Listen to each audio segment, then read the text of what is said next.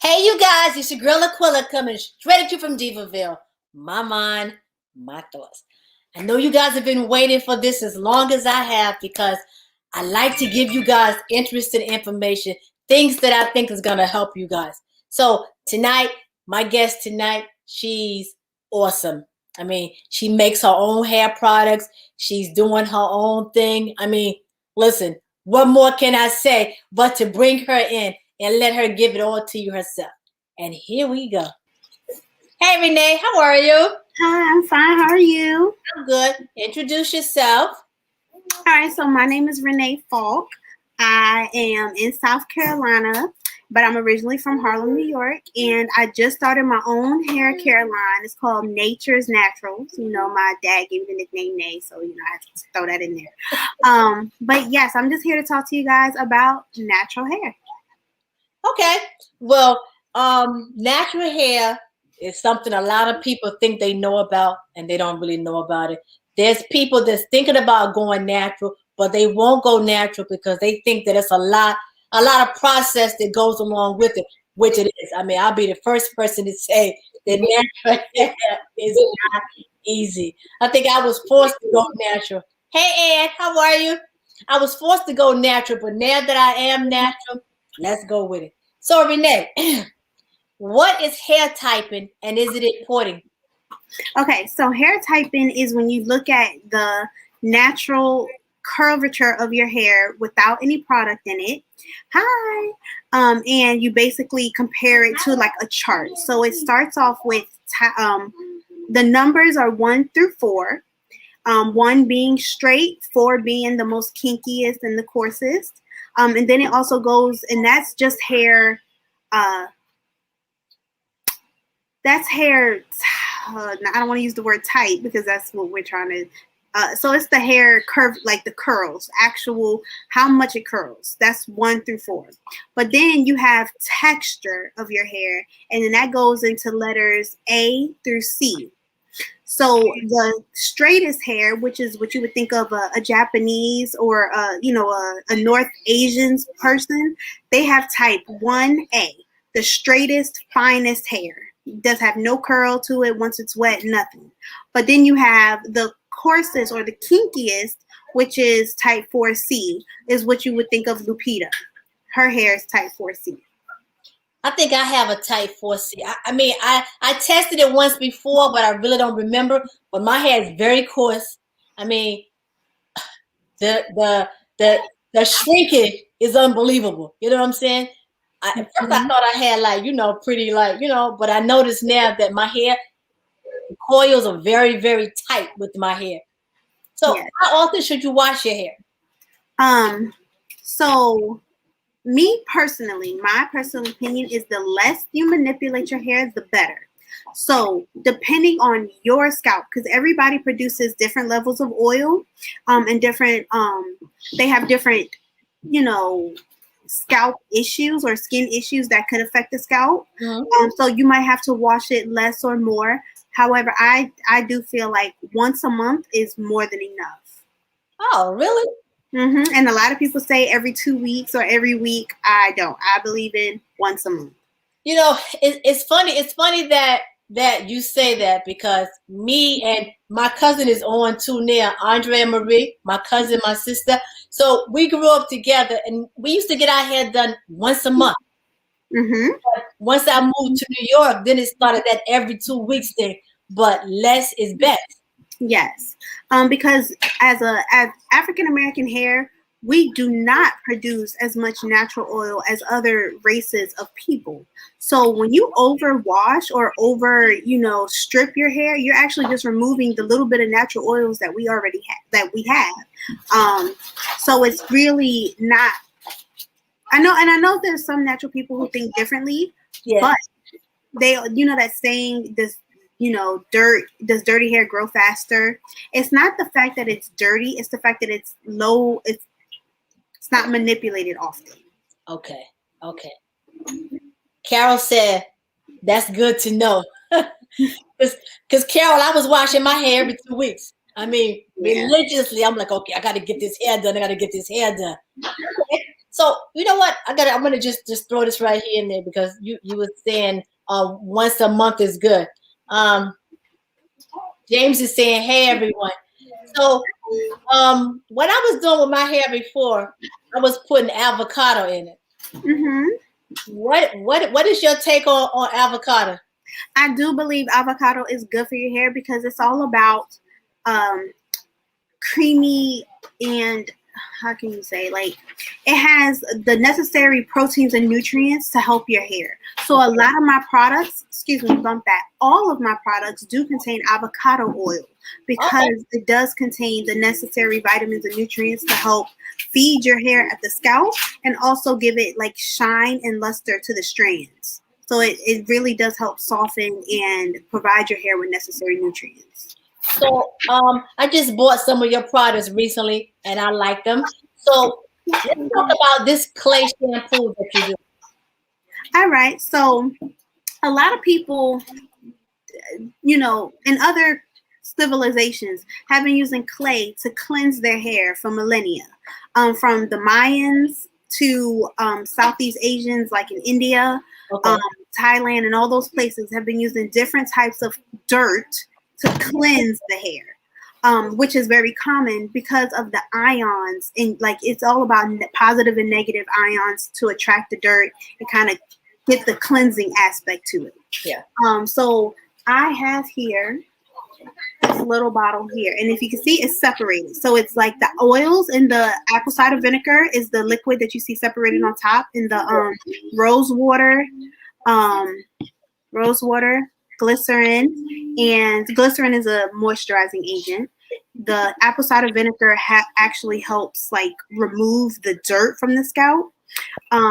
The clays are like the deionizations, which helps the negative particles, the dirt, basically get trapped and washed away. Okay. And it has multiple types in it. So it's the bentonite clay, the rasul clay, and I mix it together, and that's what creates the clay mixture. So it's if you want to look at the store brand, it's called Aztec clay.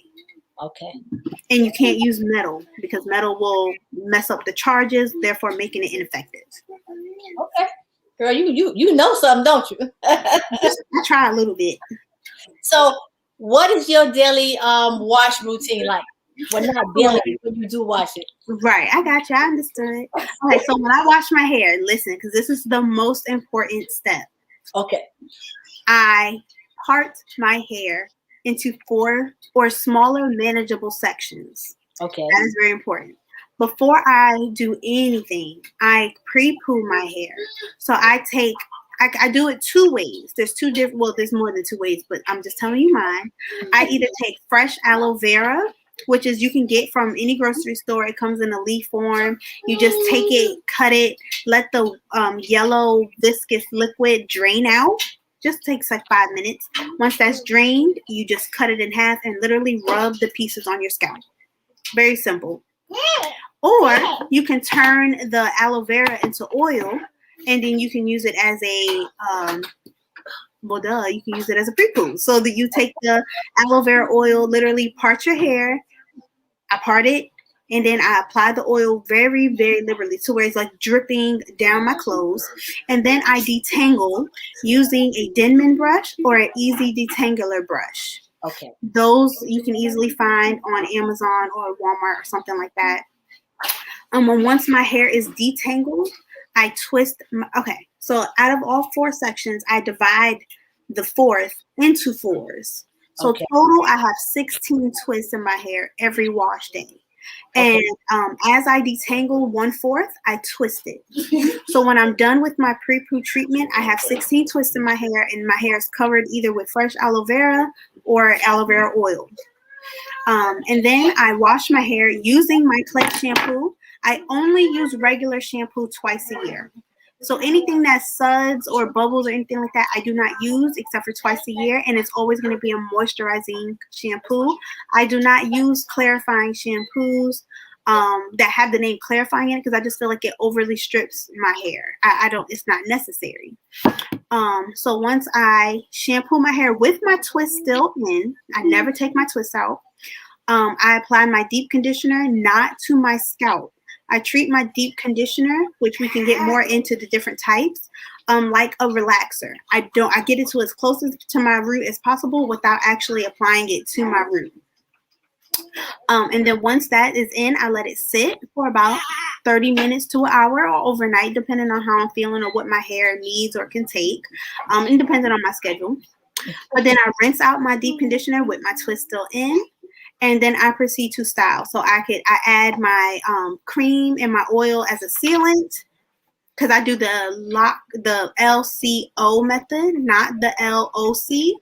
So I do my leave-in, like my liquid, cream, oil. That works best for my hair. Okay. And then I either take the twist out and do a low maintenance style, or I leave the twist in and just rock the twist until it dries, and then take it out. Oh, so now you said when you put the conditioner in your hair, you do it like a perm where it doesn't touch the scalp. You only put it on the hair. Yes. Why you don't put it on the scalp? Because it defeats the purpose of washing it. If you add in all of that cream and gook, it kind of just sits on your scalp, and you don't want that. You don't want, it to be dirty before it was even clean. Like you don't want to do that. You want to just add your oil to seal in that moisture on your scalp, and that's it. You don't need cream on your scalp. It makes a lot of sense. I never thought about it, but it makes a lot of sense. So you just finished washing all that oil and stuff off. So why put it back on? It makes sense. So what is the difference between a moisturizer, deep condition, and a protein treatment? Okay, so basically, moisturizing does that. It helps you get moisture into your hair strands, help plump up the hair strands, fill in all the holes, which goes into the porosity and things like that, which is the most important. Hair type is important, but not as important as hair porosity. And I can double back on that in a second. But that's what a moisturizing deep conditioner does. It basically just helps your hair get that moisture back into it that was taken out from the shampoo. Okay. However, a protein treatment helps add either high, like large or small. The smaller the amino acids, because that's the breakdown of a protein. So you're really not adding protein because the proteins are too big. You're adding the necessary amino acids to your hair to help kind of strengthen the bonds. Okay. Because the stronger the bonds, the less that it's going to break, the less the breakage and whatever, all that other stuff. Mm-hmm. So it really helps strengthen the hair, basically. And that's the difference. Proteins help strengthen weakened strands, and moisturizing deep conditioners add moisture and plumpness and that to your hair. And if it does not have water as the first ingredient, it is not a moisturizing deep conditioner. If really? Water is always the most important ingredient, because you cannot add moisture to hair if it has no water. Water is the moisture. So keep that in mind too. Wow. So how often do you need to do a deep conditioner or a protein treatment for your hair? Since I only wash my hair once a month or once every 3 weeks to a month, I do it every time, and I alternate.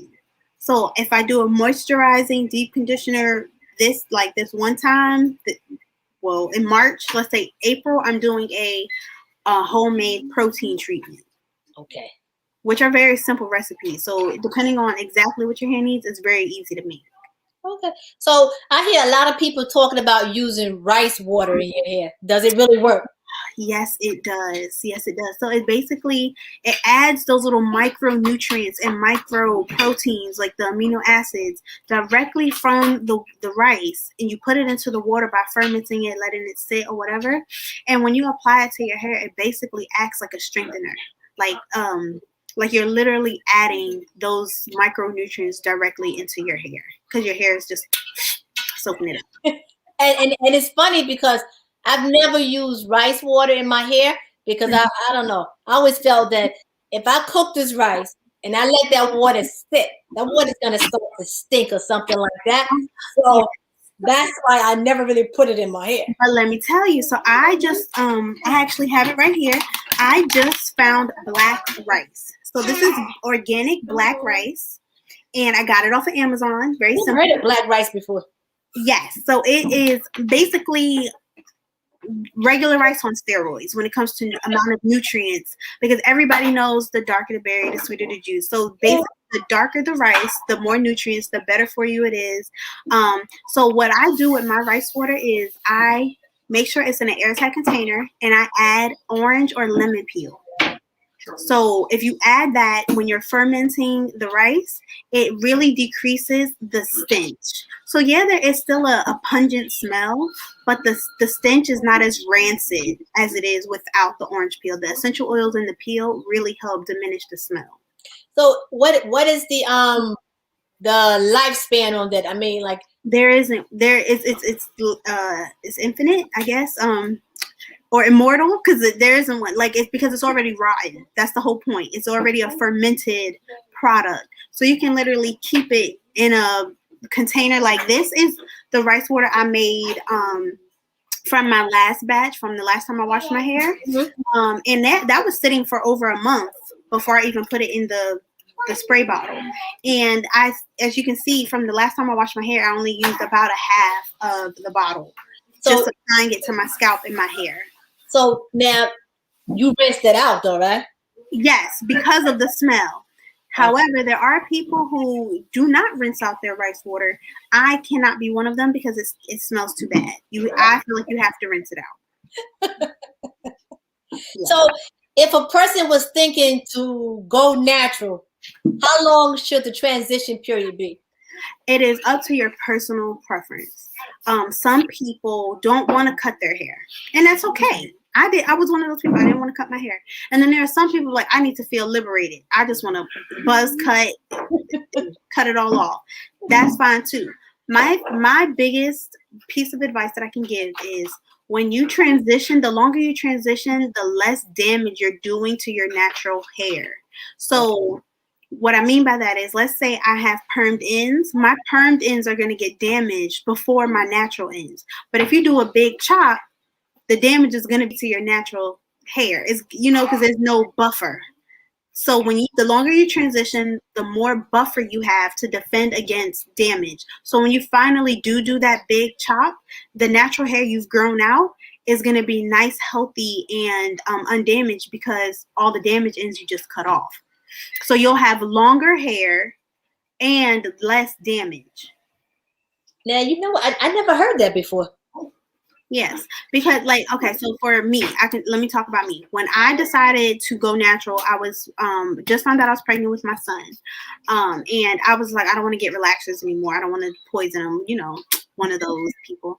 And I didn't cut my hair until he was 8 months old. So 17 months of transitioning. Wow. But you know what? I'm still stuck on that, because everybody say, okay, I'm gonna go natural. So I'm gonna have to cut off my hair. But what you're saying is to leave the perm on it and let your hair continue to grow, because it's a buffer that keeps your natural hair from becoming damaged while it's growing out. You know what? I've never heard that before. And I'm quite sure that a lot of people never heard it before too, because everybody's doing the same thing. Yes. And another thing that I will also say, that if you are going to go natural and you are going to transition, you still would want to protect the weakest parts of your hair, which are those relaxed ends. Because if you don't, it will break off at that moment of indentation from the natural to the perm, and you don't want that. So what I did was I kept my braids. I got box braids, medium-sized box braids, not small ones. And I literally left them in for 6 months. But at the 3-month mark, I did wash my hair, take the edges out all the way around the crown of my head, washed all of my hair, even with the braids in, washed my scalp only, not the literal shaft of my hair. And then I got the edges redone. So 6 months, but I redid my edges around month 3. And my hair literally went from like here to like right below my chest. So it was almost waist length, but I had relaxed ends. So I wasn't completely natural, even once I took the braids out. Well, let's say I'm dyed, fried, and laid to the side forever, but natural looks so beautiful on other people. But see, that's the thing. A lot of people have this misconception that you have to have a relaxer in your hair to wear straight styles, but there are literally a whole separate subculture of natural ladies that that wear their hair straight only. You can fry your hair literally with a flat iron and keep it straight, but it's still going to be healthier than it would be if you were relaxed. So I always tell people there's no way to do natural. There's no way to feel beautiful and comfortable in your skin, but the less chemicals you place on your skin, the better. And that's just scientific fact. So if you can get the look of having a relaxer without actually relaxing your hair, that is definitely 100%, telling you that's good, that's okay. And some people's hair just grows faster when it's in a straightened state because of the texture of their hair. The coils, they have more breakage, because little do you know, 4C hair is actually the most fragile subsect of hair. So the tighter the coil, the more curves that the hair and oil have to make. You can't. That's the hardest to keep protected. So the tighter the coil, the harder it is to protect it, the weaker the hair. So most 4C or type 4 beauties, they do keep their hair straightened because it helps their hair grow faster, because it helps the oils from their scalp get to your ends. It helps actually protect your ends if you're just keeping it wrapped or straight. Sorry, so that was a little long. It's okay. So what would you say are some of the best protective styles, and what is protective styles for? So basically, protective styles do exactly what it says. It protects the ends of your hair from breakage, allowing you to retain growth, helping you retain the length that you're growing out of your scalp.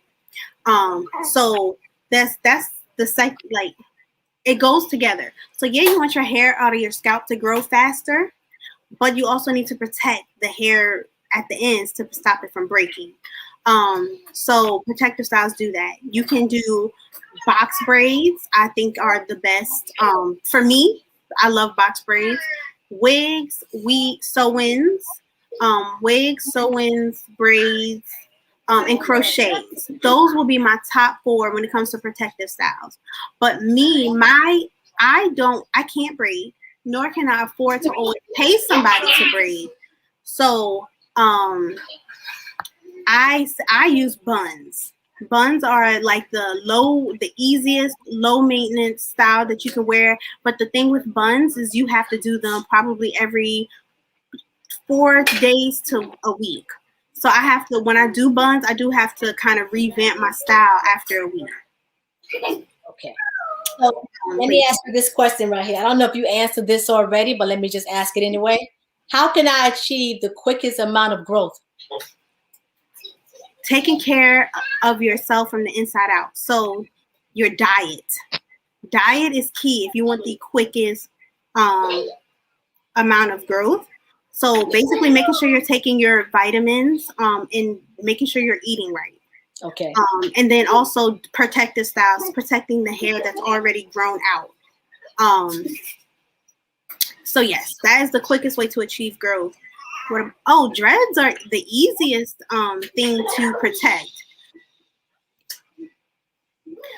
So when you have dreads, that means you're basically not manipulating the ends of your hair at all. So you mainly just have to focus on the area that you retwist. So not retwisting your hair often is going to help you retain growth, because as you retwist, you're adding tension to your scalp.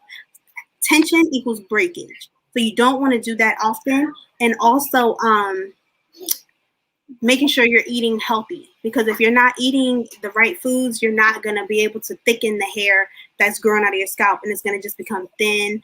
It's going to just have breakage, and then you'll see where you have like some balding if you're not taking care of your dreads properly. And you'll always be able to tell, because you'll see the actual lock, it'll have like little indentation marks. So you'll see where your hair is thick, and then you'll see where it thins out. So you just got to make sure that they stay uniform by actually taking care of your diet. So Renee, thank you very much for coming on. If anybody wanted to get any of your products, you guys, she do make her own products. I've tried her oil, I've tried the shampoo, and I think it's very good. I mean, Listen, if you guys know me, you guys know how I feel about my hair, and I don't just put anything in my hair. So, Renee, if anybody wanted to get in contact with you to get some of your hair products, how could they get in contact with you? So my website is under construction. I'm getting a website together. I just don't have any pictures. So the best way to contact me is through my Facebook page or my Instagram page. So on Facebook, my name is just Renee Falk, ReneeFaulk. Very simple. None of that other, extra stuff that people do on their Facebook. No, it's just my name. And my Instagram, I actually have a Nature's Natural Instagram page. So please follow me if you have an Instagram. It's still it's up and running. It's just not as many posts up there as I like yet because I haven't really found the groove of what I want to post about. But if you want to contact me, those are the best ways to get in contact with me. And I also have hair, skin, and nail vitamins that actually contain all of the key nutrients that you need to grow your hair at a really fast rate. They have been clinically proven to help grow your hair 3 to 6 inches in 90 days. Yes. So depending on your rate of growth and how you protect your ends of your hair, you can see on average is 5 inches, but as little as 3 and as much as 6. Sorry. Wow, it's okay. It's okay. It's okay. Well, thank you for everything that you came in, everything that that you shared, because I got a lot out of it. I mean, I've been talking to you during the week and everything, and I was telling you myself that when I'm combing my hair, I'm like, it seems like my hair is breaking. You was like, don't comb it, don't comb it. I'm like, right. I'm getting up every morning and I'm combing it. I'm like, oh my God. But now I see what you're saying, not to comb it. Yes. Okay, you guys, this is it. I thank all you guys for coming in. Again, if you guys want to get in contact with her, she is on Facebook. She is on Instagram. Her products, like I said, I've used them myself and I stand by them. Trust me. Okay. Thank you guys. Thank you, Renee. And I'll talk to you guys in 2 weeks. Love you guys. Bye-bye. Bye.